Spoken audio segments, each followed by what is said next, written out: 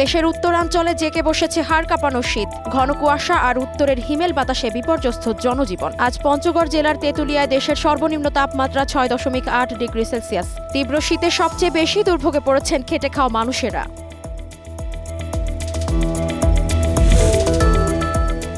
মার্কিন বাণিজ্য প্রতিনিধি জেমিসন গ্রিয়ারের সাথে বৈঠক করেছেন বাংলাদেশের জাতীয় নিরাপত্তা উপদেষ্টা ডক্টর খলিলুর রহমান। যুক্তরাষ্ট্রের ওয়াশিংটন ডিসিতে অনুষ্ঠিত বৈঠকে যুক্তরাষ্ট্রকে পারস্পরিক শুল্ক 20% কমানোর প্রস্তাব দেন তিনি। এ সময় যুক্তরাষ্ট্রে বাংলাদেশি ব্যবসায়ীদের ভ্রমণ সহজ করার আহ্বান জানানো হয়।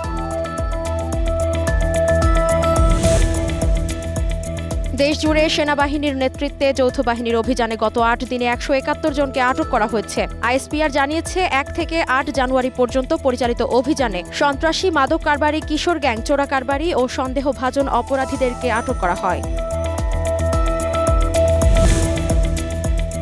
সরকারি প্রাথমিক বিদ্যালয়ের সহকারী শিক্ষক নিয়োগের লিখিত পরীক্ষা আজ। মোট 14,385টি শূন্য পদের বিপরীতে পরীক্ষায় অংশ নিচ্ছেন প্রায় 10,80,000 চাকরি প্রার্থী। বিপুল সংখ্যক আবেদন পড়ায় প্রতিটি পদের বিপরীতে গড়ে লড়ছেন প্রায় 75 জন প্রার্থী। ইরানে চলমান বিক্ষোভ তীব্র আকার ধারণ করেছে। গত 12 দিনের বিক্ষোভে অন্তত 38 জনের মৃত্যু হয়েছে। বৃহস্পতিবার রাতে রাষ্ট্রীয় টিভি ভবন ও গভর্নর অফিসে আগুন দেয় বিক্ষোভকারীরা। পরিস্থিতি নিয়ন্ত্রণে আনতে পূর্ব ঘোষণা ছাড়াই ইন্টারনেট সেবা বন্ধ করে দিয়েছে দেশটির সরকার।